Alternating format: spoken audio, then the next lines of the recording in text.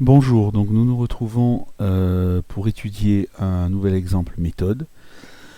Comment faire l'étude d'une fonction, c'est-à-dire dresser son tableau de variation, quand cette fonction comporte une exponentielle.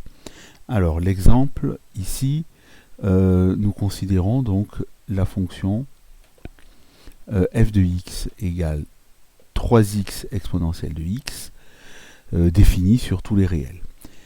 Donc déjà, pour savoir si une fonction est croissante ou décroissante, première étape, il va falloir calculer la dérivée de cette fonction ici. Voilà. Alors, on remarque que cette fonction, en fait, c'est le produit de deux fonctions. Il y a une première fonction qui est 3x et une deuxième fonction qui est exponentielle de x. C'est 3x fois exponentielle de x. Donc, c'est deux fonctions de x. Donc, on va appliquer la formule u fois v.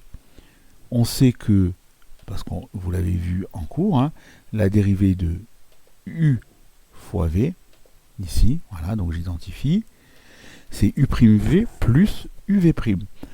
Donc en fait ici, qu'est-ce qui va jouer le rôle de u? Eh bien c'est la fonction que j'ai hachurée, ce que j'ai coloré en rouge, c'est 3x. Qu'est-ce qui va jouer le rôle de v? C'est exponentielle de x.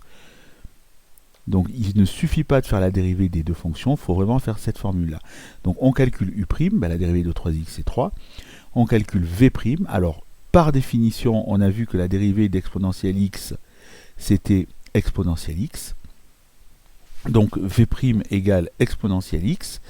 Et à partir de là, on applique la formule pour avoir f' de x. Donc u'v, ça va faire 3 exponentielle x, plus uv', 3x exponentielle x. Et voilà la dérivée de notre fonction. Étape 2, il va falloir étudier le signe de cette dérivée, puisqu'on a vu un théorème au début de l'année qui dit que si la dérivée est positive, la fonction est croissante. Si la dérivée est négative, la fonction va être décroissante. Donc, pour étudier le signe de cette expression, il va falloir factoriser. Alors, pourquoi ? Parce que nous remarquons ici qu'on a en fait une somme entre deux quantités. Alors on pourrait dire, on sait que 3 exponentielle x c'est toujours positif, puisqu'on a vu dans le cours qu'exponentielle x était toujours positive. Mais 3x exponentielle x n'est pas toujours positif, puisque x peut être négatif sur R. Et donc la somme d'un positif et d'un négatif, ça peut faire n'importe quoi, ça peut être positif, négatif. Donc si on veut faire un tableau de signes, il ne faut pas garder cette somme, il faut transformer en produit. Et on voit qu'il y a clairement ici un facteur commun. Donc le facteur commun, c'est exponentielle x. De manière générale, pour étudier le signe d'une expression avec des exponentielles, on essaie toujours de factoriser les exponentielles. Donc si je factorise exponentielle x, qu'est-ce qui reste dans le premier terme? Il reste 3, plus ce qui reste dans le deuxième terme, c'est 3x. Donc maintenant que notre expression est factorisée, c'est le produit de deux facteurs. Premier facteur, exponentielle x, et deuxième facteur, 3 plus 3x. Eh bien, dans un produit, on peut appliquer la règle des signes. Plus par moins. Contrairement à une addition ici.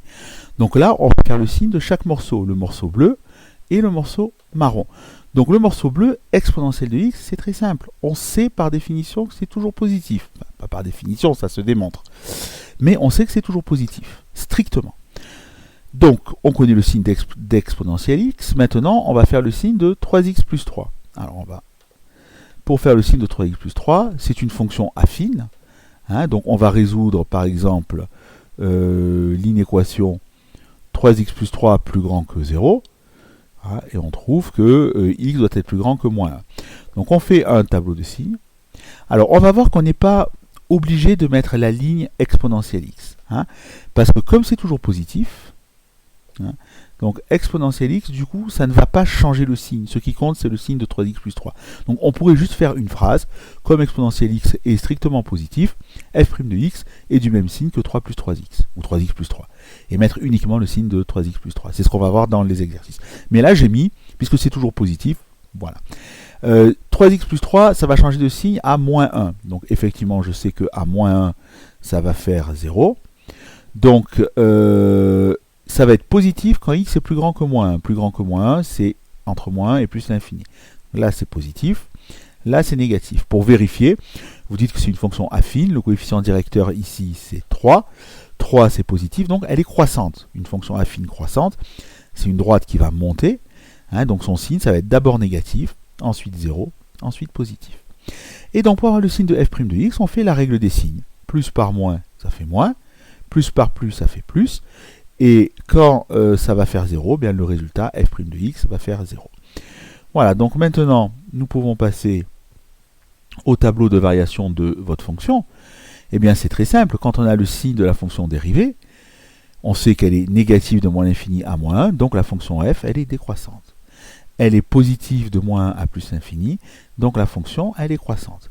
Il n'y a plus qu'à calculer f de moins 1, c'est-à-dire vous reprenez la formule là-haut, f de x, on remonte, voilà, ça fait 3 fois moins 1 exponentielle de moins 1. 3 fois moins 1, ça fait moins 3 exponentielle de moins 1. Voilà, sauf que moins 3 exponentielle de moins 1, n'oubliez pas, puisque nous l'avons vu aussi hein, à plusieurs reprises, exponentielle de moins 1, c'est égal à 1 sur exponentielle de 1. Voilà, c'est l'inverse de exponentielle de 1. Et exponentielle de 1, ben c'est e. C'est pas la peine de mettre puissance 1, ça sert à rien. Voilà, donc ça fait 1 sur 1 sur e, pardon, fois moins 3, ça fait moins 3 sur e. Voilà pour cette méthode. Maintenant, je vous laisse faire l'exercice, puisqu'il n'y en a qu'un pour aujourd'hui. Le cours était assez long à compléter. Donc n'hésitez pas à mettre sur pause, hein, bien entendu, prendre les tableaux et essayer de bien comprendre. Et vous pouvez poser vos questions sur le forum qui est disponible sur Moodle dans le cours exponentiel. À bientôt.